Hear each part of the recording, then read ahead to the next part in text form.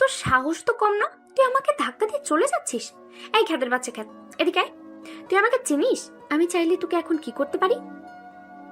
আরে আপু, আমি তো আপনাকে দেখতে পাইনি, তাহলে আপনি আমাকে শুধু শুধু কেন এমনটা বলছেন? হ্যাঁ, আর দোষটা তো আমার নয়, দোষটা হচ্ছে আপনার। আপনি নিজেই তো আমাকে ধাক্কা দিয়েছেন, তাই না? তার মানে তুই কি বলতে চাচ্ছিস আমি তোকে ধাক্কা দিয়েছি? তোর সাহস তো কম না, তুই আমার মুখের উপরে কথা বলিস। আজ পর্যন্ত কলেজের কেউ আমাকে এসব কথা বলার সাহস পায়নি।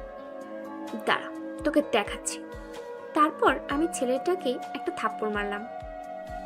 দেখুন, আপনি আমাকে শুধু শুধু থাপ্পড় মারলেন। আমি কোনো রকম অন্যায় করিনি, তবুও আপনি আমাকে থাপ্পড় মারলেন। এটার জন্য আপনাকে একদিন ঠিকই জবাব দিতে হবে। কাউকে শুধু শুধু আঘাত করা এটা অনেক বড় অন্যায় এবং অনেক বড় পাপ। তোর কথা হলো তুই আমাকে জ্ঞান দিচ্ছিস, আর আমাকে ধাক্কা দিয়ে তুই আবার বড় বড় কথা বলছিস। আজ পর্যন্ত কেউ আমার মুখের উপরে কোনো কথা বলে নাই, তুই প্রথম আমার মুখের উপরে কেন কথা বলবি? যা এখান থেকে, না হলে কিন্তু তোকে এখানে মেরে পুঁতে রেখে দেব।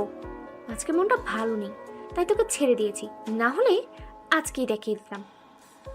তারপর আমি সেখান থেকে চুপচাপ চলে আসলাম। আর মেয়েটা মেয়েটা হলো এই কলেজের সভাপতির একমাত্র মেয়ে, আদরের দুলালি, তাই এরকম করবেই। আর আপনারা হয়তো কোনো কিছু বুঝতে পারছেন না, আসলে আমি ভুল করে মেয়েটার সঙ্গে ধাক্কা খাই। আর তারপর কি হলো সেটা তো আপনারা দেখতেই পেলেন।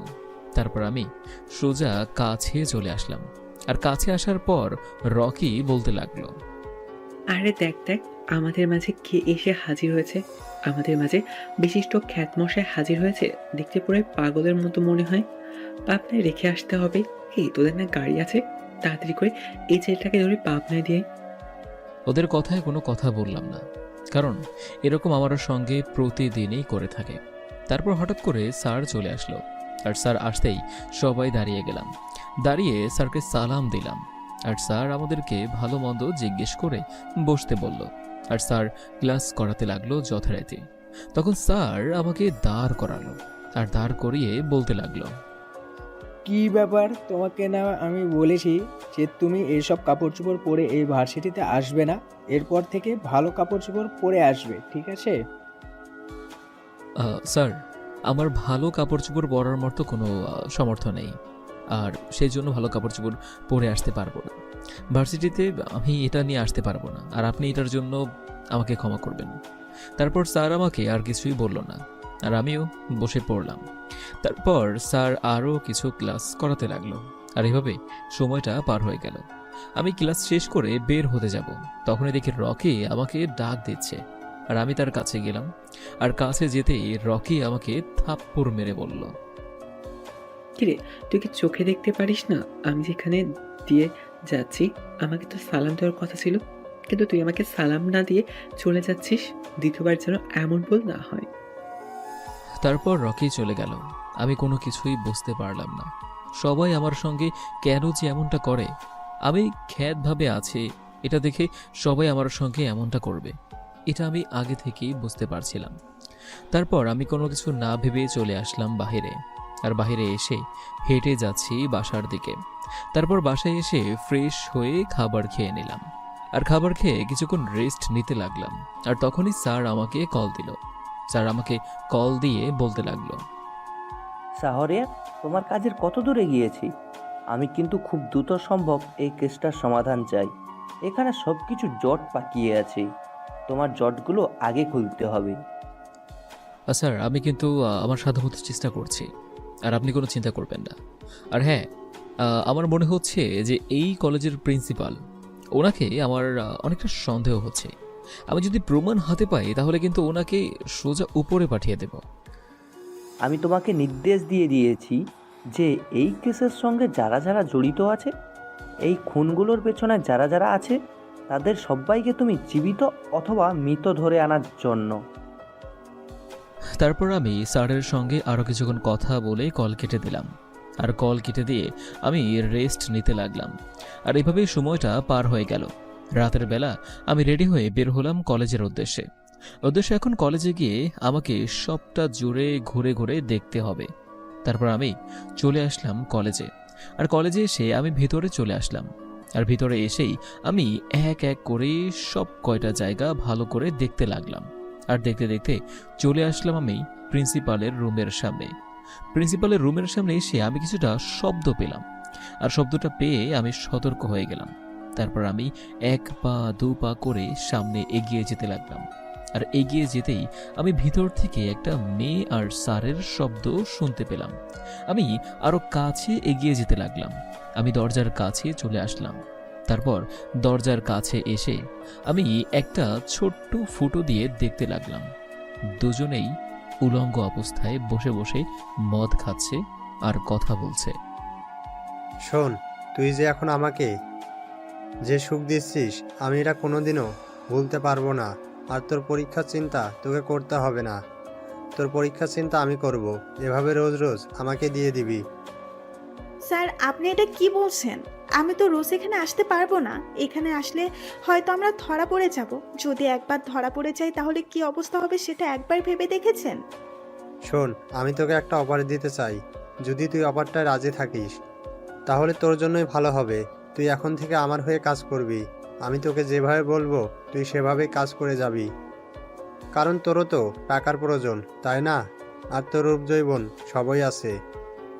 স্যার, আপনি আমার সঙ্গে বিছানায় আসতে চেয়েছেন, আমি বিছানায় এসেছি। সেজন্য আপনি আমার পরীক্ষাটা ভালো একটা সার্টিফিকেট দিয়ে দিবেন, তাহলেই হবে। আর এছাড়া আমাকে দ্বারা আপনার কি দরকার? শোন, আমার এখানে একটা গোপন জায়গা আছে। এখানে আমি মেয়েদের পাচার করে থাকি। তুই যদি আমাকে সপ্তাহে কয়েকটা মেয়ে এনে দিতে পারিস পাচার করার জন্য, সে থেকে তুই ভালো একটা কমিশন পাবি, যেটাতে তোর লাইফ সেট হয়ে যাবে। তুই সারা জীবন টাকার উপর শুয়ে থাকবি। বল, তুই কি আমার কথায় রাজি? কিন্তু স্যার, এটা আমি কিভাবে করতে পারি? আমি একটা মেয়ে হয়ে অন্য মেয়েগুলোকে আমি নিজের হাতে পাচার করতে সাহায্য করব? এটা অনেক পাপ কাজ। আমি এটা করতে পারবো না। তুই যদি আমার কথা না শুনিস তাহলে তোর কি অবস্থা হবে সেটা তো তুই ভাবতেই পারছিস। আর এখন থেকে আমি যেভাবে বলবো তুই সেভাবেই চলবি। কারণ তুই ছাড়া এই কাজটা কেউ করতে পারবে না। কারণ তোর সঙ্গে হোস্টেলের মেয়েরা সবাই বন্ধু, আর তাছাড়া বাইরেও তোর অনেক বান্ধবী আছে। ঠিক আছে, আমি আপনার কথাই রাজি। কিন্তু একটা কথা, এসব যেন কেউ জানতে না পারে। আপনি যেভাবে চাইবেন, যখন চাইবেন আমি সেই সময় আসতে পারবো, কোনো সমস্যা হবে না। কিন্তু একটাবার আমার দিকেও চেয়ে দেখবেন, কারণ আমার যদি মান সম্মানটা চলে যায় তাহলে আমি কাউকে মুখ দেখাতে পারবো না। ঠিক আছে, আজকে থেকে তুই আমার পার্সোনাল সেক্রেটারি, বুঝতে পারছিস? আর এখন এখানে থাকার দরকার নেই। চল, আমি তোকে আমার গোপন জায়গায় নিয়ে যাই। পরে তোকে ভোরবেলা হোস্টেলে পাঠিয়ে দেব। কিন্তু আপনি যে আমার দেহটা দখল করেছেন, এখন আমাকে কি কেউ বিয়ে করবে বলেন? আমি আমার নিজের ইজ্জতটা পর্যন্ত আপনার জন্য দিয়ে দিলাম। তুই যদি চাস তাহলে আমি তোর সঙ্গে সংসার করতে রাজি। আমি তোকে বিয়ে করে অন্য কোথাও রেখে দেব, তুই সেখানে থাকবি, বুঝতে পারছিস? আর নতুন নতুন মেয়ে পেলে আমার কাছে নিয়ে আসিস। আমি সুখ চাই। আপনি এতটা খারাপ, এটা যদি কেউ জানতে পারে তাহলে আপনার মান সম্মান আর থাকবে না, বলে দিলাম। আমি ভাবতে পারিনি আপনি এতটা জঘন্য পরিমাণের খারাপ হতে পারেন। আরে, তুই তো এখনো কোনো কিছুই জানিস না। আমি এই কলেজের সব ম্যাডামকে আমার পেছনে এনেছি, অনেককে প্রেগনেন্ট বানিয়ে দিয়েছিলাম। তারপর সবাই ভয় পেয়ে চুপিচাপি কলেজ ছেড়ে চলে যায়। আপনি আমার সঙ্গে যা কিছু করেন না করেন, আমার ব্যাপারে কাউকে জানাবেন না প্লিজ। আমি চাই না অন্য কারো ভোগের সম্পদ হতে। আপনি যেভাবে বলেছেন আমি সেভাবেই কাজ করতে রাজি আছি। এখন শোন, তোর বান্ধবী আছে না হোস্টেলের, তোর সঙ্গে যে থাকে, ওকে পাচার করে দেব, সেটা তুই ব্যবস্থা করে দিবি, বুঝতে পারছিস? না, এটা হয় না। এটা আমি কখনোই করতে পারবো না, কারণ ও অনেক গরিব ঘরের মেয়ে, ওর বাবা মায়ের অনেক স্বপ্ন। প্লিজ, আপনি এটা করবেন না। তুই যদি এটা না করিস তাহলে তোর কি অবস্থা করব সেটা তো বুঝতেই পারছিস। এখন এখানে মেরে রেখে দেব তোকে, বুঝতে পারছিস? তোর ইজ্জতটা সমস্ত কিছু ভিডিও করে ভাইরাল করে দেব। প্লিজ, আপনি আর এসব আমাকে বলবেন না, ঠিক আছে? আমি আমার সাধ্যমতো চেষ্টা করব আপনার সাথে কাজ করার। তবুও প্লিজ, আপনি আমার মান সম্মানটা নিয়ে এভাবে খেলবেন না। এই তো লক্ষ্মী মেয়ের মতো কথা। তারপর আমি মেয়েটাকে আমার মতো করে ভোগ করতে লাগলাম, আর এভাবেই সময়টা পার হয়ে গেল। তারপর এসব শেষ করে আমি আমার টেবিলের নিচে একটা ঢাকনা সরালাম। আর ঢাকনা সরাতেই সিঁড়িগুলো বেরিয়ে আসলো। আমি মিথিলাকে নিয়ে নিচে যেতে লাগলাম। এটার নিচে গোপন আরেকটা দরজা আছে, আর নিচে আরেকটা গোপন রুম আছে। এটা তো আমি জানতাম না। এখানে মনে হয় আপনি এসব অপকর্ম করেন, তাই না? এখানে তোর মতো আরও অনেক মেয়ে আছে, ভিতরে গেলেই দেখতে পারবি। ভিতরে আছে তোর মতো এই 5 জন মেয়ের সঙ্গে আমি প্রতি রাতে এইসব করি। শোন, এখানে আর কিছুক্ষণ থেকে পরে হোস্টেলে চলে যাবি, বুঝতে পারছিস? এদিকে আমি এসব কথা শুনে অবাক হয়ে গেলাম, কারণ একজন শিক্ষক তিনি এসব কাজ করছে, এটা আমাদের দেশের জন্য, শিক্ষকদের জন্য একটা জঘন্য খারাপ। এটা বলে বোঝানো সম্ভব না। আমরা আমাদের শিক্ষককে শ্রদ্ধা করি, মন থেকে ভালোবাসি, কিন্তু সেই শিক্ষক যদি এসব কাজ করে তাহলে সেই শিক্ষকের জন্য সকল শিক্ষকের বদনাম হয়। আমি আমার ফোনটা বের করে ভিডিও অন করলাম, আর ভিডিও অন করে আমি দরজাটা বেশ কষ্ট করে খুললাম। আর দরজাটা খুলে আমি ওই অফিস রুমে প্রবেশ করলাম। আর অফিস রুমে প্রবেশ করে আমি ঢাকনাটা সরালাম, নিচে সুড়ঙ্গ দেখতে পেলাম। তারপর আমি সেই সুড়ঙ্গের মধ্যে আমার পকেট থেকে একটা ছোট্ট সিসি ক্যামেরা বের করে লাগিয়ে দিলাম। আর তারপর তাড়াতাড়ি করে সেখান থেকে চলে আসলাম। আর সেখান থেকে চলে এসে আমি জঙ্গলে আসলাম। আর জঙ্গলে এসে দেখি একটা মেয়ের লাশ পড়ে আছে। আমি মেয়েটার গলায় হাত দিয়ে দেখতে পেলাম এটা এখনো বেঁচে আছে। তারপর আমি মেয়েটাকে তাড়াতাড়ি করে হাসপাতালে নিয়ে চলে আসলাম।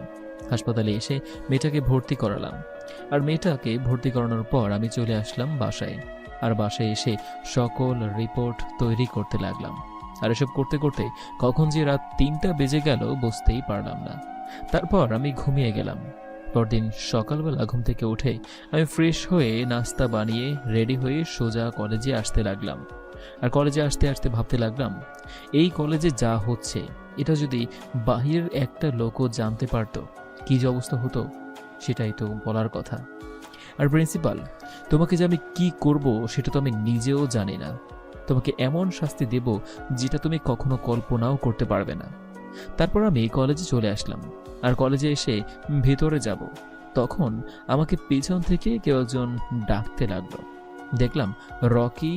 আর রকি আমাকে দেখেই বলতে লাগলো, কিরে, তোকে আমি ডাকতেছি, তুই শুনতে পাচ্ছিস না? এদিকে আয়, তোকে আমার একটা কাজ করে দিতে হবে। আসলে আমি এটা করতে পারছি না।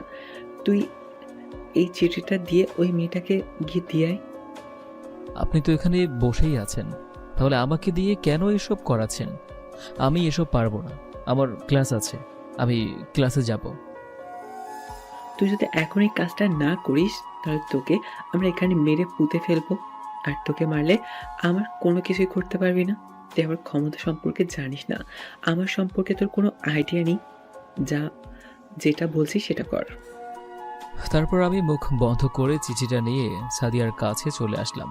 আর সাদিয়ার কাছে এসে আমি এই চিঠিটা দিলাম। আর তখন সাদিয়া আমার হাত থেকে চিঠিটা নিয়ে পড়তে লাগলো। আর পড়ার পর আমাকে ঠাস করে একটা থাপ্পড় মারলো। আর থাপ্পড় মারার পর বলতে লাগলো, কালকে তোকে আমি কতবার করে বললাম যে তুই এসব করবি না, আর আজকে তুই সাহস করে সোজা আমার জন্য লাভ লেটার নিয়ে এসেছিস। ফকিনের বাচ্চা, একটা বার নিচের দিকে তাকিয়ে দেখেছিস? তোকে পুরো খ্যাত লাগে। তোকে কোনো মেয়ে ভালোবাসবে কেন? তুই কেন মনে করিস সেটা? আপু বিশ্বাস করেন, এটা আমি ইচ্ছে করে দেইনি। আমাকে ওই যে রকি ভাই, সে আমাকে এটা দিয়ে বলল যে এই মেয়েটাকে দিয়ে দিতে, আর তার জন্য আমি এটা নিয়ে এসেছি। আমি সত্যি করে বলছি, আমাকে দিয়ে ওরা জোর করে পাঠিয়েছে। তোদের মতো ছোট লোকদের আমার খুব ভালো করে চেনা আছে, বুঝতে পেরেছিস? এখন আমার মুখে আমাকে কথা বলছিস, যা এখান থেকে, ফকিনের বাচ্চা। তারপর আমি সেখান থেকে চলে আসলাম। আর এসে সোজা ক্লাসে আসলাম। ক্লাসে এসে আমি চুপচাপ বসে আছি।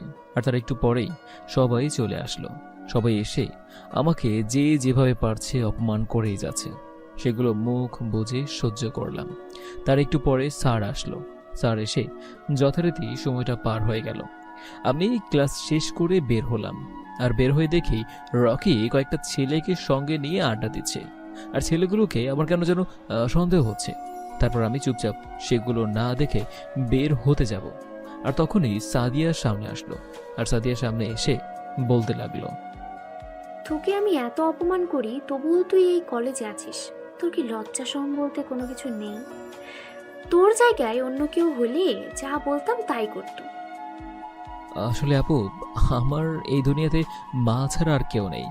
আমার কোনো ক্ষমতাও নেই যে এইসব প্রতিবাদ করার। তার জন্য আমি চুপচাপ এসব সহ্য করি, কারণ আমি তো গরিব, তাই না? আর গরিবদের সব কিছু সহ্য করতে হয়।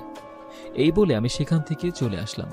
আর সেখান থেকে চলে এসে আমি সোজা বাসায় আসলাম। আর বাসায় আসতেই আমাকে স্যার কল দিল। আর স্যার কল দিতেই আমি কলটা রিসিভ করলাম। আর ওপাশ থেকে স্যার বলতে লাগলো, শাহরিয়ার, এভাবে আর কতদিন চলবে? কালকে একটা মেয়েকে ধর্ষণ করে কলেজের পেছনে রেখে দিয়েছি, এমনকি তুমি সেটা হাসপাতালে নিয়ে গেছো। এভাবে চলতে থাকবে নাকি? স্যার, আপনি আমার উপর বিশ্বাস রাখেন। আমি খুব তাড়াতাড়ি ওই প্রিন্সিপালের বিরুদ্ধে অ্যাকশন নিতে পারবো। আর আমি চাচ্ছি যে সবাইকে একসঙ্গে ধরার জন্য। আমি প্রিন্সিপালকে তো চাইলেই এখনই অ্যারেস্ট করতে পারি। আমার কাছে যথেষ্ট পরিমাণে প্রমাণ আছে। কিন্তু এখন অ্যারেস্ট করলে পরে কিছুদিন পরেই আবার সে বাইরে চলে আসবে। তাহলে লাভটা কি হবে? আমি জানি যে ওর বড় একটা চত্র আছে। আমি সেই চত্রটাকেই ধরতে চাই। আর কিছু করার নেই স্যার, আমি আমার সাধ্যমতো চেষ্টা করছি। ঠিক আছে, তুমি যেহেতু আমাকে ফোর্সের কথা বলেছিলে, আমি ফোর্স পাঠিয়ে দিয়েছি। তোমার সঙ্গে পরে যোগাযোগ করবে, বুঝতে পারছো? আর তোমার যেভাবে ইচ্ছে তুমি সেভাবে অপারেশন করতে পারো, কোনো সমস্যা নেই। আর যদি কোনো কিছুর প্রয়োজন হয় তাহলে আমাকে বলবে, আমি যথাসম্ভব চেষ্টা করব তোমাকে সব কিছু দেওয়ার জন্য। তারপর আমি স্যারের সঙ্গে আরও কিছু কথা বলে কল কেটে দিলাম। আর কল কেটে দিয়ে আমি আমার মতো ল্যাপটপে কাজ করতে লাগলাম। আর এইভাবেই সময়টা পার হয়ে গেল। আর বিকেলবেলা আমি রেডি হলাম। আর রেডি হওয়ার পরে ছদ্মবেশে একটা রাস্তায় দাঁড়িয়ে রইলাম। হঠাৎ করে তখনই আমার সামনে একটা গাড়ি থামলো। আর গাড়িতে আমি উঠে পড়লাম। আর তারপর গাড়ি থেকে আমাকে জুবায়ের বলতে লাগলো, স্যার, আমরা তথ্য পেয়েছি যে আজকে একটা ট্রাক ভর্তি মদক এই শহরে ঢুকবে। এই মদকগুলো কোথা থেকে এসেছে সেটা আমরা জানতে পারিনি। এখন কি করব স্যার? ট্রাকটা যদি এই রাস্তা দিয়ে আসে তাহলে আমরা এখান থেকে অ্যাটাক করতে পারি। আর যদি ট্রাকটা সীমান্তবর্তী থেকে আসে তাহলে আমরা এই শহরের শেষ মাথায় জঙ্গল দিয়ে অ্যাটাক করতে পারি। আমাদের জন্য ভালো হবে জঙ্গল দিয়ে অ্যাটাক করার। আর বুঝতে পেরেছো তোমরা? আর হ্যাঁ, তোমরা 7 জন সবাই যে যার মতো সেট হয়ে যাবে। আমি না বলা পর্যন্ত কোনো কিছুই করবে না। আমাদের এখন অপেক্ষা করতে হবে সেই কাঙ্ক্ষিত সময়ের জন্য। জি স্যার, আপনি যেভাবে বলবেন সেভাবেই কাজ করব। আর আপনি এতদিন ধরে আমাদের লিডার আছেন আর সব সময় থাকবেন, কারণ আপনার অপারেশনগুলো সত্যি সাফল্য হয়। আমরা অনেক কজনের সঙ্গে কাজ করেছি, কিন্তু আপনার মতো লিডার আমরা পাইনি। আপনি সত্যি জিনিয়াস স্যার। আমরা 7 জন সিদ্ধান্ত নিয়েছি যে আমরা এখন থেকে অন্য কারোর সঙ্গে কাজ করতে পারবো না। আমরা স্যারকে অ্যাপ্লিকেশন দিয়েছি, আমরা এখন থেকে আপনার সঙ্গে কাজ করব। আমাদের সবসময় মনে রাখতে হবে যে আমরা সিআইডি অফিসার। আমরা যে যার দায়িত্ব পালন করে যাব। সবাই এখানে বন্ধুর মতো, ঠিক আছে? এখানে এত ফর্মালিটি করার কোনো দরকার নেই। আমরা সবাই দেশের জন্য কাজ করছি, মানুষের জন্য কাজ করছি। আর এতে যদি আমাদের মৃত্যুও হয় তবুও আমরা সেটা সাদরে গ্রহণ করে নেব। বুঝতে পারছো? আর জুনিয়র অফিসারদের তাদের সাথে ভালো ব্যবহার করা সিনিয়র অফিসারদের একটা দায়িত্ব বলতে পারো। কারণ সিনিয়ররা যদি জুনিয়রদেরকে বুঝিয়ে না দেয় তাহলে তাদের সঙ্গে খারাপ ব্যবহার করে, তাদের ভালোটা না বুঝে, তাহলে ওরা কি করে কাজ করতে পারবে? ওরা কি করে অপারেশন করতে পারবে? হ্যাঁ জি স্যার, আপনি সত্যি কথা বলছেন স্যার। ওই যে দেখেন, একটা মেয়েকে কে যেন তুলে নিয়ে যাচ্ছে। মেয়েরা কি আমার চেনা চেনা লাগছে। ও হ্যাঁ, এটা তো রফিক চৌধুরীর একমাত্র মেয়ে। আরে জুবায়ের, এটা হলো আমাদের কলেজের সভাপতির মেয়ে, নাম সাদিয়া। তাড়াতাড়ি গাড়িটাকে ফলো করো। আর এটা শুধু মেয়ে নয়, এটা হলো তোমাদের ভাবি। ও, তার মানে এটাই আমাদের ভাবি, যার কথা আপনি সব সময় মনে করেন। একা একা তা ভাবি তো, কিন্তু আসলেই অনেক সুন্দর। কি বলিস তোরা? আচ্ছা ড্রাইভার, তাড়াতাড়ি গাড়ি চালাও। তারপর ড্রাইভার তাড়াতাড়ি করে ওদেরকে ফলো করতে লাগলো, আর ওদেরকে ফলো করতে করতে বেশ একটা নিরিবিলি জায়গায় চলে আসলাম। তারপর গাড়িটাকে আটকে আমরা সবাই নামলাম, আর নেমে সবাইকে গুলি করতে লাগলাম। যথারীতি গুলি করলাম, কাউকে মারলাম না, কিন্তু ওদেরকে ভয় দেখাতে লাগলাম। আর ওরা ভয় পেয়ে গাড়ি থামিয়ে দৌড়ে পালিয়ে যেতে লাগলো। আর আমি সবাইকে বললাম ধরার জন্য। তারপর আমি সাদিয়াকে নামিয়ে জুবাইরকে বললাম গাড়িতে তুলে দেওয়ার জন্য। সাদিয়া আমার দিকে এক ধ্যানে তাকিয়ে আছে। কি ব্যাপার ম্যাম, আপনি এভাবে ওনার দিকে তাকিয়ে আছেন কেন? উনি আমাদের নতুন স্যার, বুঝতে পারছেন? আসুন, আমি আপনাকে নামিয়ে দিয়ে আসছি। না, আসলে ওনাকে কেমন যেন আমার চেনা চেনা লাগছে, কিন্তু কোনোভাবে মনে করতে পারছি না ওনাকে আমি কোথায় দেখেছি। উনি কি এখানে থাকেন নাকি? আর আজকে যদি আপনারা না থাকতেন তাহলে আমার যে কি অবস্থা হতো। তারপর আমি বাবাকে কল দিলাম গাড়ি পাঠানোর জন্য, আর একটু পরেই বাবা গাড়ি পাঠিয়ে দিল। তারপর আমি গাড়িতে করে সোজা বাসায় চলে আসলাম, আর বাসায় আসতেই বাবা বলল, কি ব্যাপার মা, তোকে আমি সবসময় বলি যে তুই সবসময় বডিগার্ড নিয়ে চলবি। এখন দেখতে তো পাচ্ছিস, যদি ওই সময় অফিসারগুলো না থাকতো তাহলে তোকে কি করতো। এখন থেকে তুই বডিগার্ড ছাড়া কোথাও যাবি না। বাবা আমি বডিগার্ড নিয়ে কোথাও যেতে পারবো না, কারণ ওদের যন্ত্রণা আমি পুরো অস্থির হয়ে যাই, বুঝতে পেরেছ? আর ওরা আমাকে কিডন্যাপ করে নিয়ে যাচ্ছিল শুধুমাত্র তোমার কারণে, তোমার উপরে শত্রুতা ওদের, তাই আমার উপরে অ্যাটাক করেছে। এটা তো বোঝাই যাচ্ছে। আরে মারে, আমি তোকে যেটা বলছি তুই সেটা কর, এত জেদ কেন করছিস?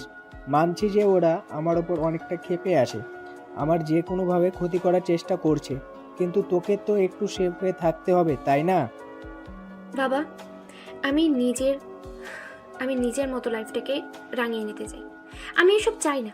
আর এসব থাকতে থাকতে আমি দিন দিন অহংকারী হয়ে যাচ্ছি, এটা আমি খুব ভালো করে এখন বুঝতে পারছি। এই বলে আমি আমার রুমে চলে আসলাম, আর রুমে এসে ফ্রেশ হয়ে শুয়ে পড়লাম। আর কিছুক্ষণ পরেই খালা এসে আমাকে খাবার দিল। খালা আমাদের বাসায় সেই ছোটবেলা থেকেই কাজ করে, আমি যখন ছোট তখন থেকেই আমাকে মানুষ করেছে। মা তো মারা গেছে সেই কবে। আমি ভাবতে লাগলাম আমি আজকে এটা কাকে দেখলাম। আমার মনে হচ্ছে এটা কেউ ছদ্মবেশে আছে, কারণ দাড়িগুলো উঠে যাচ্ছিল, কেমন যেন চেনা চেনা লাগছে, কিন্তু কোনোভাবেই মিলাতে পারছি না এই লোকটাকে যে আমার জীবনটা বাঁচালো। কলেজের ওই নতুন ছেলেটা নয় তো, যাকে আমি কয়েকদিন ধরে অপমান করছি। কিন্তু সেই ছেলেটা কি হবে? সেই ছেলেটা তো কখনোই এটা করতে পারে না, তাকে তো দেখে সহজ সরল মনে হয়। ধ্যাৎ, আমার মাথায় তো কোনো কিছুই আসছে না। এদিকে আমি আবারও সেই কাঙ্ক্ষিত জায়গায় যেতে লাগলাম, আর যেতে যেতে প্রায় অনেক সময় পার হয়ে গেল।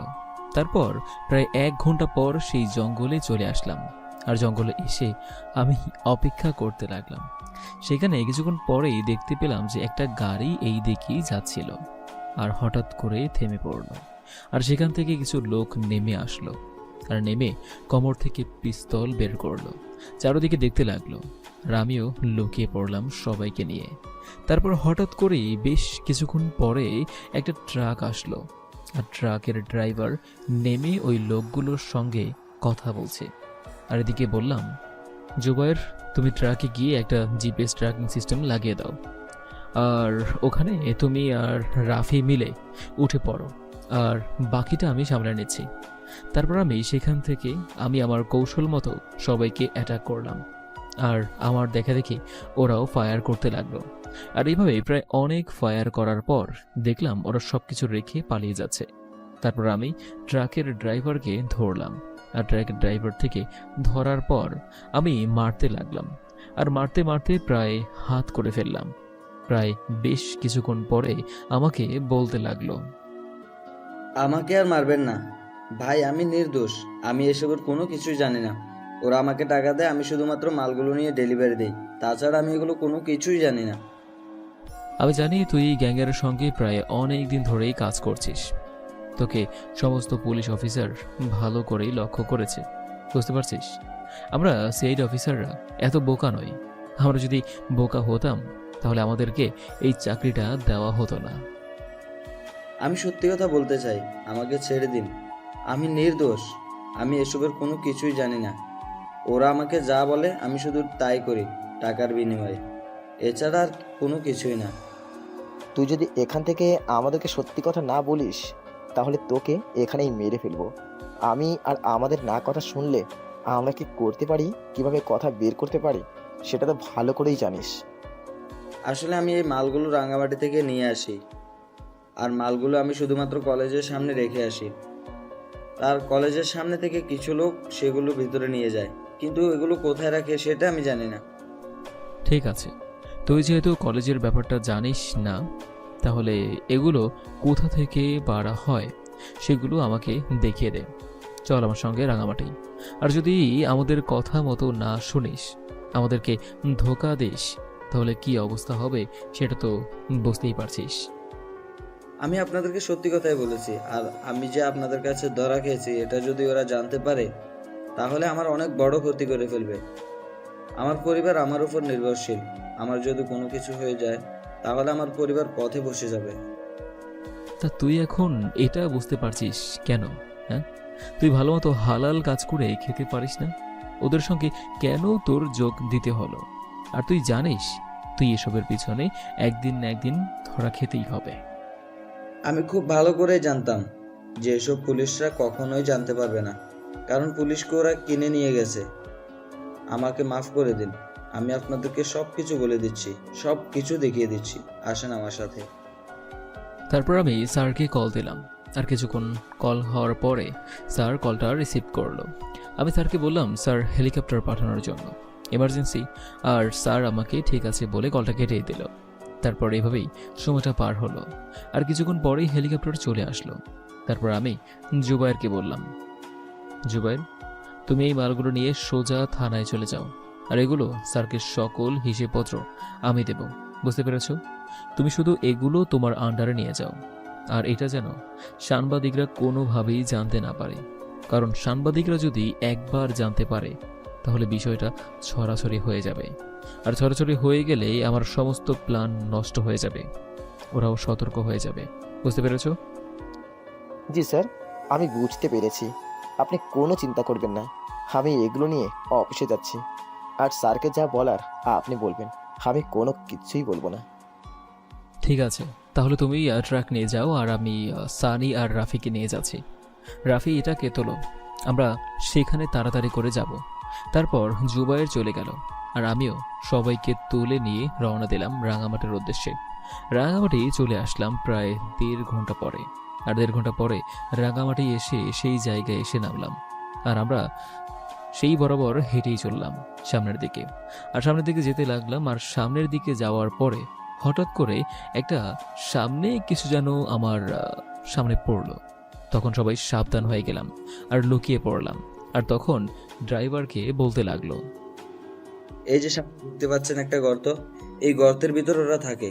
নিচে অনেক বড় গোডাউন আছে, ওখান থেকে আমাকে সাপ্লাই দেয়, আর আমি গাড়িটা এখানে এসে দাঁড় করাই, আর এখান থেকে আমি নিয়ে যাই। রাফি, তুমি তাড়াতাড়ি হেলিকপ্টার থেকে ড্রোনটা নিয়ে আসো, আর বেশি দেরি করো না। বেশি দেরি করলে এখানে আমরা নিজেরাই মারা পড়ব। তাড়াতাড়ি।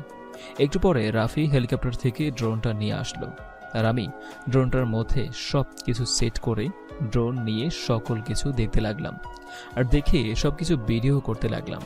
আর ভিডিও করে আমি সোজা এসেই এই ভিডিওটা রেকর্ড করে আবারও চলে আসলাম, আর রাফিকে বললাম, যতদিন পর্যন্ত আমার এই কেসটা সফল না হচ্ছে ততদিন পর্যন্ত এটাকে আমাদের কাছে রেখে দিও, বুঝতে পারছো? আর এটা আরও কিছু জানে। আমার মনে হচ্ছে আমি বাসায় গেলাম। তারপর সেখান থেকে চলে আসলাম হেলিকপ্টারে করে নিজের শহরে, আর আমি বাসায় চলে আসলাম আর ওদেরকে পাঠিয়ে দিলাম। আর বাসায় এসে আমি যথারীতি রিপোর্ট তৈরি করতে লাগলাম। আর তখনই স্যার কল দিল। আমি স্যারকে বলতে লাগলাম, স্যার, আমরা প্রায় 1 ট্রাক ভর্তি গাঁজা পেয়েছি। এটা প্রতিটা জেলায় জেলায় যাওয়ার কথা ছিল, সেটা আমরা আটকাতে পেরেছি। এখন কথা হচ্ছে স্যার, আমি সেই ভিডিওটা থেকে রাঙামাটি গিয়ে গোডাউনে সকল ভিডিও করেছি। আশেপাশে কিভাবে পজিশন নেওয়া যাবে সেটা আমি রেকর্ড করে নিয়ে এসেছি। এখন বাকিটা আপনার ইচ্ছা। তাহলে একটা জিনিস শিওর যে প্রিন্সিপাল দেশের বিভিন্ন স্থানে এই মাদকদ্রব্যগুলো পাঠিয়ে দেয়, তাই তো? এবং প্রিন্সিপালের হয়ে আরও অনেকজন কাজ করে।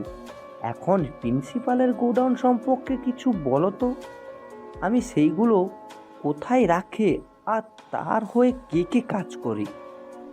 স্যার, আমার মনে হচ্ছে যে প্রিন্সিপালের হয়ে যারা কাজ করে তাদেরকে না মেরে যদি আমরা এর উপরে কে আছে তাদেরকে খোঁজ করি, তাহলে হয়তো বাকিগুলো এমনিতেই ধরা পড়ে যাবে। আমার আরও ফোর্স লাগবে। প্রতি চেকপোস্টে সেনাবাহিনী নিয়োগ করতে হবে। এখনই যদি সেনাবাহিনী মোতায়েন করি তাহলে ওরা কিছু বুঝে ফেলবে। তাহলে এক কাজ করতে পারি, আমি ছদ্মবেশে সবাইকে পাঠিয়ে দিচ্ছি, ঠিক আছে? ওরা ছদ্মবেশে সবার দিকে খেয়াল রাখতে পারবে। আর ওই কলেজে আরও সিসি ক্যামেরা বাড়িয়ে দাও। কলেজটাই হচ্ছে মেইনই সমস্যা। স্যার, আমি প্রিন্সিপালের ব্যাপারে আরও জানতে পেরেছি যে ও মাদকদ্রব্য ছাড়াও আরও নারী পাচারের ক্ষেত্রে এবং ধর্ষণের ক্ষেত্রেও ওর হাত আছে। গ্রামের সাধারণ মেয়েরা, মধ্যবিত্ত যারা আছে, তারা এই কলেজে এসে ভর্তি হয়, আর হোস্টেলে জায়গা নেই। তারপর অসহায়ত্বের সুযোগ নিয়ে প্রিন্সিপাল স্যার এসব করে। আর স্যার, কালকে আমি যেই মেয়েটাকে হাসপাতালে নিয়ে গিয়েছিলাম, সেই মেয়েটা এখন আগের চেয়ে সুস্থ আছে। এই মেয়েটার জবানবন্দি নিতে হবে। ঠিক আছে, তাহলে তুমি তোমার মতো কাজ করে যাও, আর যখন যা লাগবে আমাকে বলবে। আমি চাই তুমি এই কেসটা সফল করো, কারণ তুমি ছাড়া এই কেসে কেউ আগাতে পারবে না। আমি এটা ভালো করে জানি, আর তোমাকে কেউ চেনে না, এটা একটা প্লাস পয়েন্ট। স্যার, একটা কথা বলি, আমার কণ্ঠ নকল করে যদি আপনার কোনো ফোন আসে তাহলে আপনি কিন্তু কোনোভাবেই কোনো কিছু স্বীকার করবেন না, আর আমিও আপনাকে এখনই কোনো রিপোর্ট দেব না। আর সাংবাদিকদের কোনো কিছু বলবেন না, কারণ ওদেরকে যদি বলা হয় বা ওদেরকে যদি কোনো কিছু সাবধান করা হয় তাহলে ওরাও কিন্তু সতর্ক হয়ে যাবে, আর ওরা সতর্ক হয়ে গেলে আমি কিন্তু এটা সমাধান করতে পারবো না, অনেক বড় ক্ষতি হয়ে যাবে। তারপর আমি স্যারের সঙ্গে আরও কিছুক্ষণ কথা বলে কল কেটে দিলাম, আর কল কেটে দিয়ে আমি আরও কিছুক্ষণ কাজ করে খাবার খেয়ে ঘুমিয়ে পড়লাম। আমি আমার গোডাউনে বসেছিলাম আর সিগারেট খাচ্ছিলাম, আর তখনই বস কল দিল। বসের কল পেয়ে আমি কিছুটা ঘাবড়ে গেলাম আর ভয়ে কলটা রিসিভ করলাম। আর তখন বস বলতে লাগলো, প্রিন্সিপাল, তোমাকে দিয়ে মনে হয় আর কোনো কাজ হবে না, কারণ তোমার উপরে নির্ভর করে আমি সকল মালগুলো পাঠিয়েছি। সে মালগুলো কোথায় গেছে, কে কিডন্যাপ করে নিয়ে গিয়েছে, তুমি কোনো তথ্য দিতে পারছো না। বস আপনি আমাকে প্লিজ এরকম বলবেন না। আমি আমার সাধ্যমতো চেষ্টা করছি। আমি পুলিশের কমিশনারকে কল দিয়েছিলাম, আর কমিশনার বলল পুলিশের কোনো লোক এসব করেনি। আরে মূর্খ, পুলিশ তো কখনো এটা করবে না, কারণ পুলিশকে তো আমি কিনে রেখে দিয়েছি। তুমি এখন এটা খুঁজে বের করো যে এটা এখন কোথায় আছে। আমার মনে হচ্ছে যে এখানে সিআইডি টিম লেগে গেছে। বস আপনি এসব কি বলছেন? সিআইডি টিম যদি লেগে যায় তাহলে আমাকে ওরা মনে হয় ছেড়ে দেবে না। আমি আপনার কথায় এই পথে এসেছি। আমি কিন্তু এভাবে নেই, কারণ আপনি যদি কোনো কিছু না করেন তাহলে কিন্তু আমরা সবাই মারা পড়ব। তুমি কোনো চিন্তা করো না, আমি বিষয়টা ভালো করে দেখছি। আর তুমি যদি এটা বের করতে না পারো তাহলে আমার কোটি টাকা লস হয়ে যাবে। অলরেডি আমার কোটি টাকা লস হয়ে গেছে, আর ড্রাইভারকে কোনো কল দিয়ে পাওয়া যাচ্ছে না। আমার মনে হচ্ছে যে এটা সিআইডি টিম ধরে ফেলেছে। এটা নিয়ে গোপনে তথ্য বের করো, প্রকাশে কখনো বিষয়টা আনবে না। আর আমি এমপিকে কল দিয়ে দিয়েছি, এমপি আরেকটা চালান তোমাকে এনে দিবে। বস আপনি যদি দেশে আসেন তাহলে কিন্তু ভালো হয়, কারণ অলরেডি আমাদের অনেক টাকা লস হয়ে গেছে। আমি কলেজের কোনো মেয়ে পাচ্ছি না আপনাকে দেওয়ার মতো। বাংলাদেশি মেয়েদের অনেক চাহিদা আছে, তুমি তাড়াতাড়ি আমাকে কিছু মেয়ে পাঠাও, যেভাবে পারো সেভাবে পাঠাবে। দরকার পড়লে তুমি তোমার নিজের আসল রূপটা দেখাও, তবুও আমার মেয়ে চাই, আর এমপি তোমার সাথে কথা বলবে। ঠিক আছে বস, আপনি কোনো চিন্তা করবেন না। আমি কাল পরশুর মধ্যে আরেকটা চালান দিচ্ছি আপনাকে। কিন্তু বস, বর্ডার পার করতে আমার কষ্ট হচ্ছে, কারণ ওরা অনেক টাকা চাইছে। আপনি যদি একটু কথা বলে দিতেন তাহলে ভালো হয়। এটা নিয়ে তোমাদের কোনো চিন্তা করতে হবে না, এটা নিয়ে আমি সকল ব্যবস্থা করে ফেলেছি। এমপি তো এখানে আছে, এমপি বর্ডার পর্যন্ত নিয়ে যাবে। তুমি শুধু এমপিকে মেয়েগুলোকে দিবে, তোমার আর কোনো কাজ নেই। এখন আমার কাছে এমপি আর তুমি ছাড়া আর কিন্তু কেউ নেই। আমি কাউকে বিশ্বাস করতে পারছি না। বস, আপনি কোনো চিন্তা করবেন না, আমি দেশের প্রতিটা কোনায় কোনায় লোক লাগিয়ে দিয়েছি।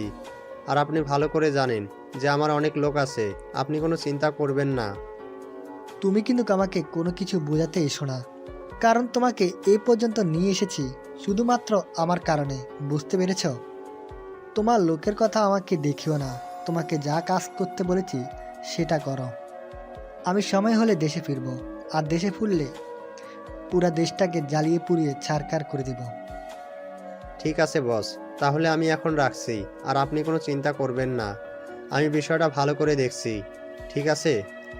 আর সিআইডির কাছ থেকে আপনি একটু সাবধানে থাকবেন। তারপর কল কেটে দিলাম, আর কল কেটে দিয়ে আমি মিথিলার উপর শুয়ে পড়লাম। আর তখন মিথিলা বলল, স্যার আপনি এতটা পচা আর আপনি এতটা খারাপ, এটা যদি আমি আগে জানতাম তাহলে আমি আপনার কলেজে কখনোই ভর্তি হইতাম না। আচ্ছা, আপনি একটা আমাকে তথ্য দিতে পারবেন? আপনি এই পর্যন্ত কয়টা মেয়ের সঙ্গে থেকেছেন আনুমানিক? ঠিক আছে, তুই যেহেতু এত করে জানতে চাচ্ছিস, তাহলে আমি তোকে বলি। আমি এ পর্যন্ত অনেক ছাত্রীকে ধর্ষণ করেছি, আর ধর্ষণ করে তাদেরকে ভয় দেখিয়ে তাদের মাকে পর্যন্ত ধর্ষণ করেছি, এমনও রেকর্ড আমার আছে। স্যার আপনি তো খুব ভালো করে জানেন যে এসব কাজ ভালো নয়, কিন্তু তবুও আপনি এসব কাজ কেন করলেন? আপনি তো ভালো থাকতে পারতেন, তাই না? আপনি আমাকেও নষ্ট করে দিলেন। আমার লাইফটা কতটা সুন্দর ছিল।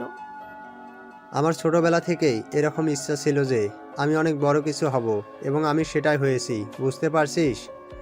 আর এই কলেজে শুধুমাত্র জয়েন করেছি আমি এসব করার জন্যই, বুঝতে পারছিস?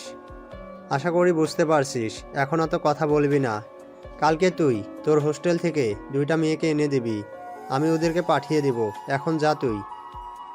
আমি কোনো কথা না বলে কাপড় চোপড় পরে সোজা হোটেলে চলে আসলাম। আমার জীবনটা এতটা খারাপ হয়ে যাবে এটা আমি কখনোই ভাবতে পারিনি। যে বিশ্বাসের জন্য আমি স্যারের কাছে গিয়েছিলাম, এখন সেই স্যার আমাকে পুরোটা শেষ করে দিল। আমি এখন বাসায় কী করে মুখ দেখাবো সেটাই চিন্তা করছি।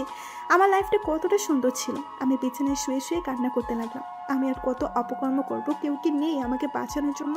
আমি তেমন কাউকে বলতে পারছি না। যদি বলি তাহলে আমাকে ওরা মেরে ফেলবে। জানি না আমার এখন কি করা উচিত। আমার কোনো কিছুই মাথায় আসছে না। এদিকে আমি সকালবেলা ঘুম থেকে উঠে ফ্রেশ হয়ে নিলাম, আর ফ্রেশ হয়ে তাড়াতাড়ি করে নাস্তা করে আমি কলেজে চলে আসলাম। আর কলেজে এসে আমি চুপচাপ বসে আছি, আর তখনই কোথা থেকে যেন সাদিয়া এসে আমার পাশে বসে বলতে লাগলো, কিরে, তোকে যে আমি কালকে দেখলাম যে তুই একটা পথ শিশুকে খাবার খাওয়াচ্ছিস। আচ্ছা, তোর কাছে তো টাকা নেই, তাহলে তুই কেন খাওয়ালি বলতো? আপনি এসব কিসব প্রশ্ন করছেন আমার কাছে? হ্যাঁ, আর এটা তো একটা স্বাভাবিক একটা বিষয়, তাই না? আমি তো প্রায় এটা করে থাকি, আর ওরাও আমাকে অনেক আগে থেকেই ভালো করে চেনে। আমি তো শুধুমাত্র এমনিতেই কথা বলতে আসলাম, কিন্তু কিভাবে যে আগে কথা বলি সেটাই তো বুঝতে পারছি না। আগে তো ওর সাথে আমি খারাপ ব্যবহার করে কথা বলতাম, কিন্তু এখন কি করে কথা বলি? এসব মনে মনে বলতে লাগলাম, আর তখনই সে উঠে চলে যেতে লাগলো। আর তারপর আমি হঠাৎ করে তার ব্যাগটা পেছন থেকে টেনে ধরলাম। আচ্ছা, একটা কথা বলি, তুই কি আমার বন্ধু হতে পারবি? আরে আপনি আমাকে এসব কেন বলছেন? আর আপনি না আমার সঙ্গে আগে অনেক খারাপ ব্যবহার করতেন, এখনও ঠিক আমার সঙ্গে সেভাবেই খারাপ ব্যবহার করবেন। আপনার সেই ব্যবহারটাই আমার কাছে অনেক ভালো লাগে, ঠিক আছে? আর তাছাড়া আপনি কেন আমার বন্ধু হবেন? আমি তো এভাবেই ভালো আছি। আর তাছাড়া কলেজের সবাই আমাকে ঘৃণা করে, সেখানে আপনি আমার বন্ধু হতে চাচ্ছেন, এটা কি মেনে নেওয়া যায় বলেন? আমি এখন আপনাকে বিশ্বাস করতে পারছি না, সত্যি কথা বলতে। জানি না কেন জানি আমি কালকে রাতে একটুও ঘুমাতে পারিনি। সারা রাত খুব কথা মনে হয়েছে, তাই আমি তোর সাথে বন্ধুত্ব করতে এসেছি। এখনও আমার কেমন যেন লাগছে, আমি কোনোভাবে নিজেকে বোঝাতে পারছি না। তারপর আমি আর কোনো কথা না বলে চলে আসলাম, আর ক্লাসে এসে আমি যথারীতি ক্লাস করতে লাগলাম। আর আজকে ক্লাসের মধ্যে কেউ আমাকে অপমান করলো না, কারণ সাদিয়ার কারণে। তারপর ক্লাস শেষ করে আমি যেই না বের হতে যাব, তখনই রকি আমার সঙ্গে ইচ্ছে করে একটা ধাক্কা দিল। তারপর আমাকে একটা থাপ্পড় মারলো, আর থাপ্পড় মারতেই আমি কিছুটা দূরে গিয়ে পড়লাম। আর তখন সাদিয়া এসে রকিকে বলতে লাগলো, কিরে, তোর এত বড় সাহস, তুই শারিয়ারের গায়ে হাত দিস? আর কখনো যদি তুই ওর গায়ে হাত দিয়েছিস তাহলে কিন্তু তোকে এই কলেজ থেকে বের করে দেব। আর তুই কিন্তু আমাকে ভালো করেই চিনিস আমি কি করতে পারি আর না করতে পারি। নেক্সট টাইম তুই ওর সঙ্গে কোনো ঝামেলা করবি না, তাহলে কিন্তু তোর জন্য অনেক খারাপ হবে। তুই সামান্য একজন খ্যাতের জন্য আমার সাথে এরকম ব্যবহার করছিস?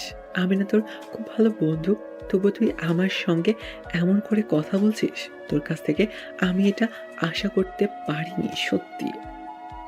তুই যেটা আশা করেছিস বা আশা করতে পারিসনি সেটা আমার জেনে কোনো লাভ নেই। এখন থেকে আমি যেটা বলবো তুই সেটাই করবি।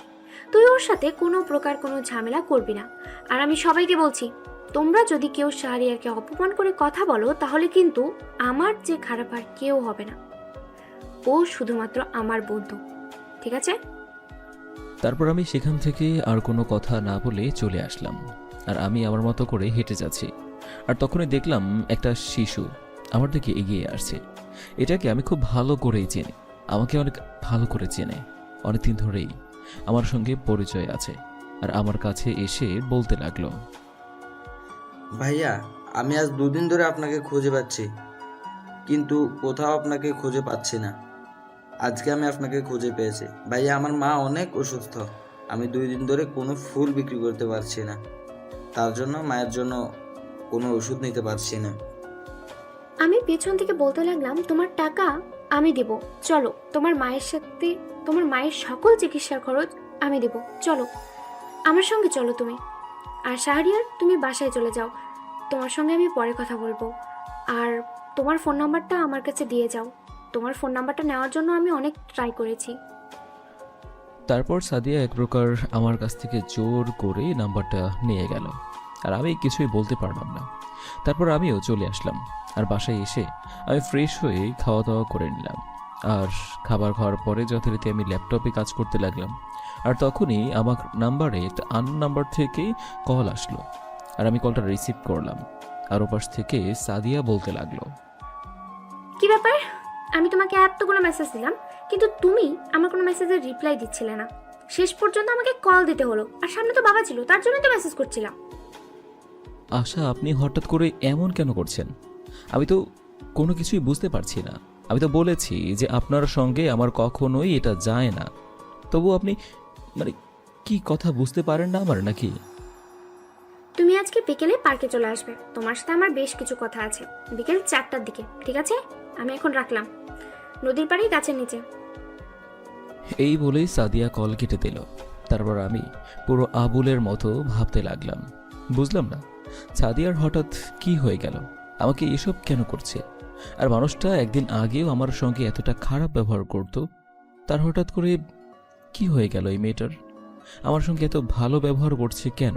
আমার বন্ধু হতে চাচ্ছে, আর এমনকি কি কথা আছে যেটার জন্য আমাকে দেখা করতে বলেছে? তারপর আমি এসব ভাবতে লাগলাম, আর এসব ভাবতে ভাবতেই বেশ অনেকটা সময় পার হয়ে গেল। তারপর বিকেল 4টার দিকে আমি সেই খ্যাতের মতো রেডি হয়ে পার্কে চলে আসলাম। আর পার্কে এসে দেখি মানুষটা শাড়ি পরে দাঁড়িয়ে আছে আর আমার জন্য অপেক্ষা করছে। আমি কাছে চলে আসলাম, আর কাছে এসে আমি চুপচাপ বসে পড়লাম, বেশ একটু দূরত্ব বজায় রেখে। আর তখন সেও দাঁড়ানো অবস্থায় থেকে আমার পাশেই বসলো। তারপর আমাকে বলতে লাগলো, আমি তোমাকে একটা গল্প বলতে চাই, তুমি আমার একটা গল্প শুনবে? প্লিজ না করো না। শোনো, আমি যখন ইন্টার প্রথম বর্ষে পড়ি তখন একটা ছেলেকে আমি দূর থেকে দেখতাম। কখনো সামনাসামনি কথা বলিনি, দূর থেকে দেখতাম আর ভালো লাগতো, কারণ আমিও ছেলেটার সঙ্গে দেখা করতে পারতাম না। তখন বাবার বডিগার্ড সাথে ছিল, আমাকে কারোর সাথে কথা বলতে দিত না। ছেলেটা সকাল 9:10 কলেজে যেত, আর আমি গাড়ি নিয়ে অন্য কলেজে যেতাম। তবে গাড়ি দিয়ে আমি অনেক দূরে কলেজ ছিল বলেই যেতাম, এজন্য একটু সময় লাগতো। তো আমি ছেলেটাকে সব সময় দেখতাম, বন্ধু বান্ধবের সাথে আড্ডা দিয়ে কথা বলতে। কেন জানি না ভালো লাগতো, কিন্তু চেহারাটা কখনো স্পষ্ট দেখতে পাইনি। তারপর এভাবে বেশ অনেকটা দিন পার হয়ে যায়, আর একদিন দেখি সে সেখানেই আড্ডা দিচ্ছে। তারপর একদিন আমি তাকে খুব ভালো করে লক্ষ্য করলাম, আর যেটুকু ভেবেছিলাম সেটুকুই। তারপর এভাবে ইন্টারের প্রথম বর্ষটা কেটে যায়। আমার কখনো সাহস হয়নি যে বাবার গাড়ি থেকে নেমে আমি ছেলেটার সঙ্গে কথা বলি। তারপর একদিন হঠাৎ করে বাবা আমাকে বলে যে এই শহরে থাকা যাবে না, আমাকে নিয়ে অন্য শহরে চলে যাবে। এখানে নাকি তার বিজনেসের প্রবলেম হচ্ছে। তারপর কোনো কিছু না ভেবেই সেদিনই আমরা অন্য কোথাও চলে আসি। আর সেদিনের পর থেকে আমি ছেলেটাকে আর কখনো দেখতে পারতাম না। ছেলেটার অনেকটা লুকিয়ে কয়েকটা পিক তুলেছিলাম, যদিও স্পষ্ট না হয়। কিন্তু দেখো তো তুমি এই ছেলেটাকে চেনো কিনা। তারপর আমি পিক দেখালাম, আর পিকটা দেখাতে এসে আমার দিকে অবাক হয়ে তাকিয়ে রইল। তারপর আমি বললাম, হ্যাঁ তুমি ঠিকই ভেবেছ, এটা তুমি। আমি তোমাকে প্রতিটা রাতে ভেবেছি। সবসময় ভাবতাম যদি তোমার সঙ্গে একদিন দেখা হয়ে যেত। তারপর তুমি কলেজে জয়েন করলে, আর কলেজে জয়েন করার পর আমি সত্যি অনেক খুশি হয়েছিলাম। সেদিন রাতে আমি একটুও ঘুমাইনি, কিন্তু তোমার সঙ্গে একটু ফাজলামি করার জন্য খুব ইচ্ছা করছিল। কারণ এতদিন আমি কষ্ট পেয়েছি, তার জন্য আমি তোমার সঙ্গে অনেক খারাপ ব্যবহার করি। কিন্তু যাই কিছু করি না কেন, আমার তো খারাপ লাগে, তাই না? তুমি আমাকে চিনেও না চেনার ভান করছো, এটা সত্যি অদ্ভুত লাগিয়েছে আমার কাছে।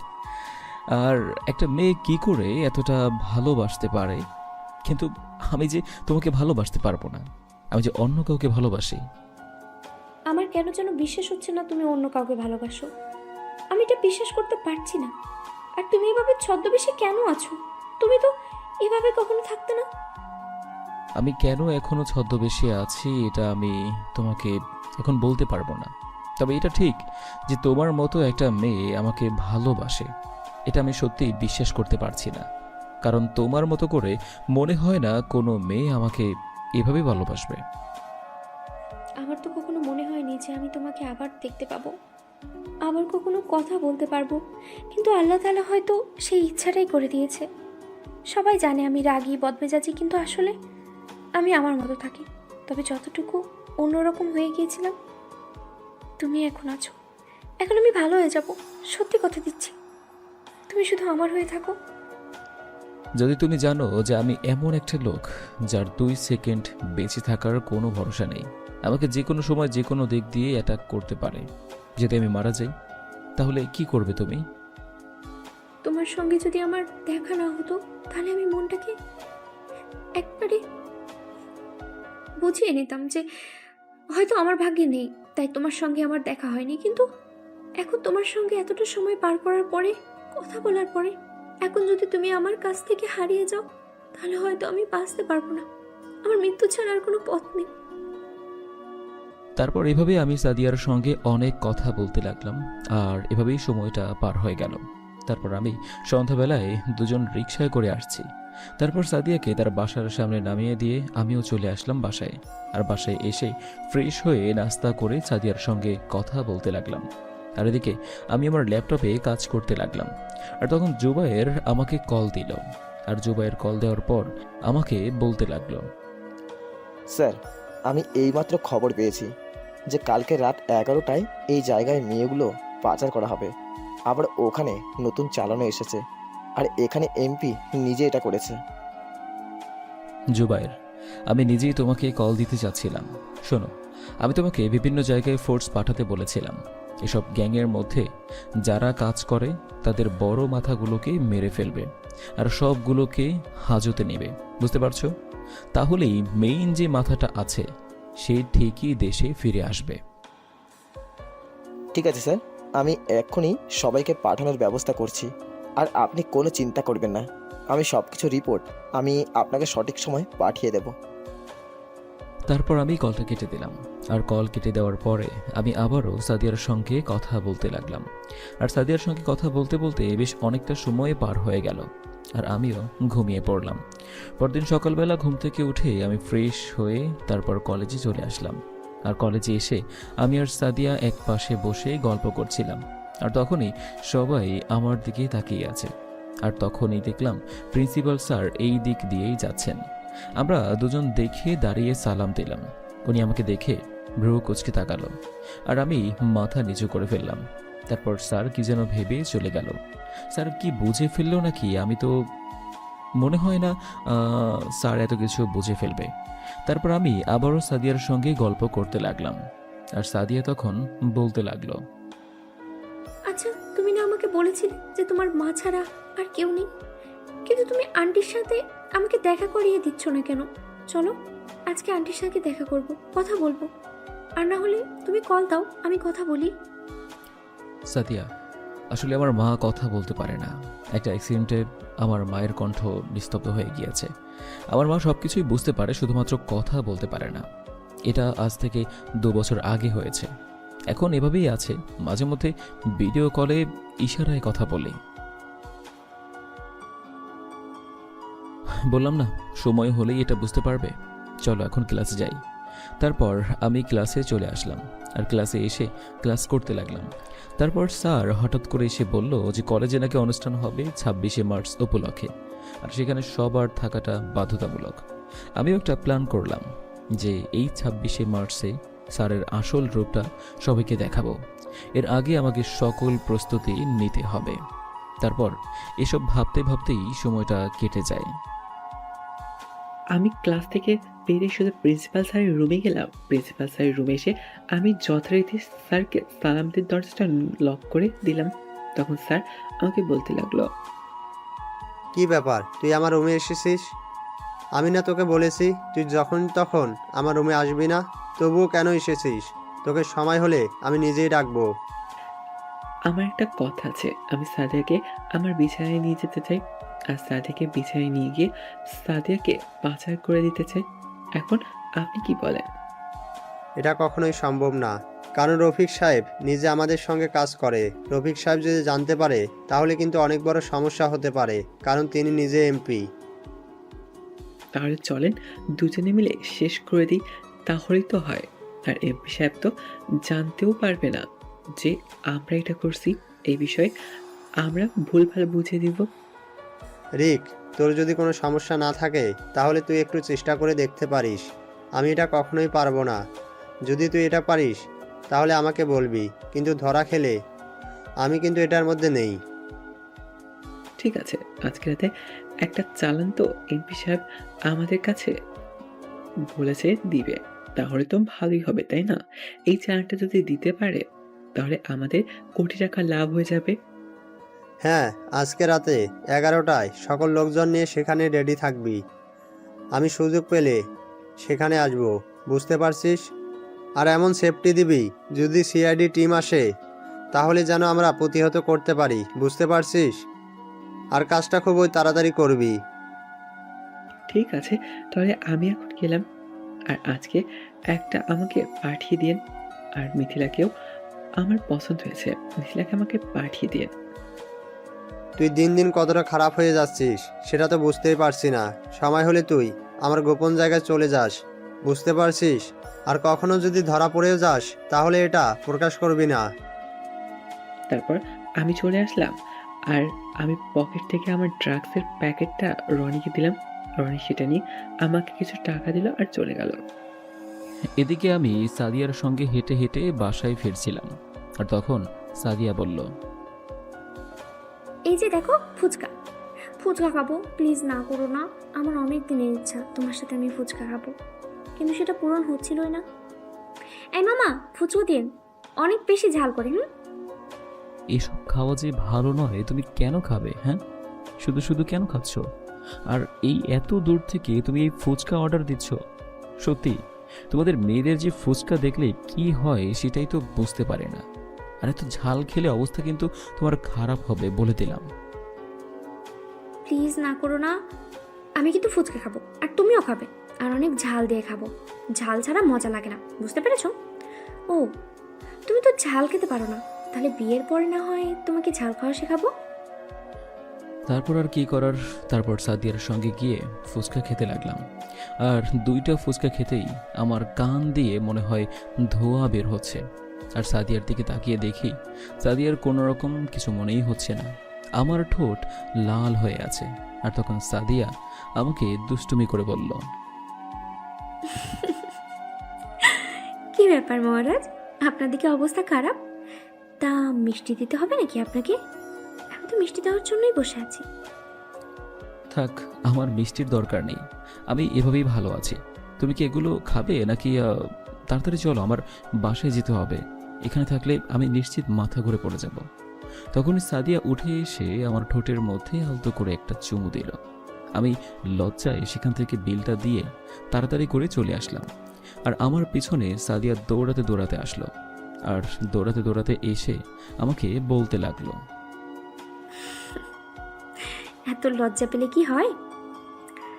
আচ্ছা, তুমি আমাকে বলো তো, তুমি কেন এই দেশে এই কলেজে আছো? আমি তো কোনো কিছুই বুঝতে পারছি না। আর স্যারিবা তোমার দিকে এমনভাবে তাকিয়ে আছে কেন? আমি তোমাকে বলেছি তো, আমি এখন তোমাকে কিছুই বলতে পারবো না। যখন সময় হবে আমি তোমাকে সব কিছুই বলবো। হ্যাঁ, আমি সেটা অনেক আগেই বলতে পারতাম, তাই আমি বলেছি যে সময় হলে তুমি ঠিকই জানতে পারবে আমার পরিচয়। তবে একটা কথা, তোমার বাবা কী সব বিজনেস করে সেটা কি তুমি জানো? না, বাবা কী সব বিজনেস করে সেটা তো আমি জানি না। বাবাও আমাকে কখনো বলেনি যে আমি এই বিজনেস করি। কিন্তু কেন তুমি এসব প্রশ্ন করছো যে? তোমাকে যেহেতু তোমার বাবা নিজে থেকে কোনো কিছু বলেনি, তাহলে তুমি কোনো কিছু জিজ্ঞেস করো না। তবে তুমি একটা জিনিস জেনে রাখো যে তোমার বাবা অনেক খারাপ কাজ করে এসেছে বেশ অনেক দিন ধরে। তোমার বাবার যদি কোনো কিছু হয়, আমি বলতে চাচ্ছি তোমার বাবা অনেক বড় সমস্যায় পড়বে। যদি সব কিছু আদালতের কাছে স্বীকার করে তাহলে তো ভালো, আর যদি স্বীকার না করে তাহলে এমনকি ফাঁসিও হতে পারে। এটা শোনার পরে প্রতিটা মেয়ের কাছে কতটা খারাপ লাগবে সেটা আমি জানি, এবং তুমিও বুঝতে পারছো যে আমার কতটা খারাপ লাগছে। কিন্তু আমার বাবা যদি আইন লঙ্ঘন করে থাকে, আমার বাবা যদি কোনো খারাপ কাজ করে থাকে, তাহলে আইন তো সবার জন্যই সমান, তাই না? তো আমি চাইবো যে আইন তার মতো শাস্তি দিক। কিন্তু আমি তো ওনার মেয়ে, তার জন্য একটু কষ্ট লাগবে, কারণ এতদিন আমাকে বাবাই সব করেছে। সেই ছোটবেলায় মা মারা গিয়েছে, তারপর থেকে বাবা আমাকে কোনো অভাব বুঝতে দেননি। ঠিক আছে, তুমি আমার বাসায় চলো, আজকে তুমি আমার পরিচয় জানতে পারবে। তারপর আমি সাদিয়াকে নিয়ে আমার ফ্ল্যাটে চলে আসলাম। আমার ফ্ল্যাটে এসে সাদিয়া অবাক হয়ে তাকিয়ে আছে, আর আমি আমার ল্যাপটপটা অন করে সাদিয়াকে দেখাতে লাগলাম। আর সাদিয়া কোনো কথা বলতে পারছে না। আর কিছুক্ষণ সাদিয়া কান্নাও করলো, আর আমি সাদিয়ার জন্য কফি বানিয়ে এনে দিলাম। আর তখন সাদিয়া বলতে লাগলো, তুমি একজন সিআইডি অফিসার, তোমার উপরে যে দায়িত্ব দেওয়া হয়েছে তুমি সেটাই পালন করবে। এটা ছাড়া আমার আর কোনো কিছু বলার নেই। আর আমার বাবা যেসব অপকর্ম করেছে সেটা আমার এখন নিজেরই ঘৃণা হচ্ছে, কারণ আমার মতো একটা মেয়ে থাকতে উনি আমার সমবয়সী মেয়েদেরকে যে বিদেশে পাচার করেছে, এটা কতটা নির্মম একটা কাজ তা তো আমি বুঝতে পারছি। তাছাড়া মাদকদ্রব্য এসবের পেছনেও আমার বাবার হাত আছে। আমার বাবার বিরুদ্ধে যে সকল প্রমাণ জোগাড় করা হয়েছে, এগুলো আসলে যদি সত্যি হয়, তোমার দায়িত্ব তুমি পালন করবে। এটা নিয়ে আমি কোনোদিন তোমার সাথে কথা বলবো না। ঠিক আছে, আমি এমনটাই তোমার কাছ থেকে শুনতে চেয়েছিলাম। তুমি আমার ভালোবাসা পাওয়ার যোগ্য, কারণ তুমি যদি আমাকে অন্য কিছু বলতে তাহলে আমি তোমাকে কখনোই ভালোবাসতাম না। তোমার এই কথাটা শোনার পর তোমার প্রতি আমার শ্রদ্ধাবোধ বেড়ে গিয়েছে, এটা একদম 100%, বুঝতে পেরেছ? আর আমি যে সিআইডি অফিসার, এটা তুমি কলেজে কখনোই প্রকাশ করবে না। ঠিক আছে, আমি না হয় প্রকাশ করব না, কিন্তু তোমার যদি কোনো বিপদ হয় তখন কি করবে? ওরা কি তোমাকে ছেড়ে দেবে ভাবছো? ওরা যদি তোমার একটা বার জানতে পারে তাহলে কিন্তু তোমাকে মেরে ফেলবে, কারণ ওদের হাত কিন্তু অনেক শক্তিশালী। তারপর আমি সাদিয়াকে আলতো করে জড়িয়ে ধরে সাদিয়ার কপালে আলতো করে একটা চুমু দিলাম, আর সাদিয়াকে বললাম, তুমি যদি আমার পাশে থাকো তাহলে আমি সব কিছুই সহ্য করতে পারবো, বুঝতে পেরেছো? আর তোমাকে আমি একটা জায়গায় পাঠিয়ে দিচ্ছি, না হলে তুমি এখানে থাকলে তোমাকে ওরা কিডন্যাপ করে নিয়ে যেতে পারে। আমি তোমাকে আমার মায়ের কাছে পাঠিয়ে দিচ্ছি। আমার মা কিন্তু কথা বলতে না পারলেও সব কিছু বুঝতে পারে, ঠিক আছে? অনেক মজার মানুষ। ঠিক আছে, তাহলে আমি বাবাকে কোনো কিছুই জানাবো না। আমি এখনই তোমার মায়ের কাছে চলে যেতে চাই, আর আমি চাই না যে আমার কারণে তোমার কোনো সমস্যা হোক। আজ থেকে আমি আর কখনো বাবার পরিচয় দেব না। আমার ভাবতেও ঘৃণা হচ্ছে আমার বাবা এতটা নিচু মনের মানুষ। সত্যি, তুমি যদি আমাকে না বলতে তাহলে আমি কখনো জানতেই পারতাম না। তারপর আমি সাদিয়াকে আমার মায়ের কাছে পাঠিয়ে দিলাম। আর এদিকে বেশ দেখতে দেখতে কয়েকটা দিন পার হয়ে গেল, আর একে একে ওদের সকল কার্যকলাপ আমি বন্ধ করে দিলাম, আর ওদের মাথা ছাড়া দিয়ে উঠল। আর দেখতে দেখতে সেই 26শে মার্চ চলে আসলো। আজকে কলেজে অনুষ্ঠান, আর আমি খবর পেয়েছি ওদের বাংলাদেশে ফিরে এসেছে।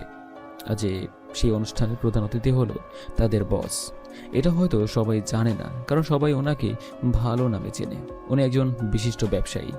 আমি সকালবেলা ঘুম থেকে উঠে তাড়াতাড়ি করে রেডি হয়ে নিলাম, আর রেডি হয়ে সোজা সে অনুষ্ঠানে চলে আসলাম।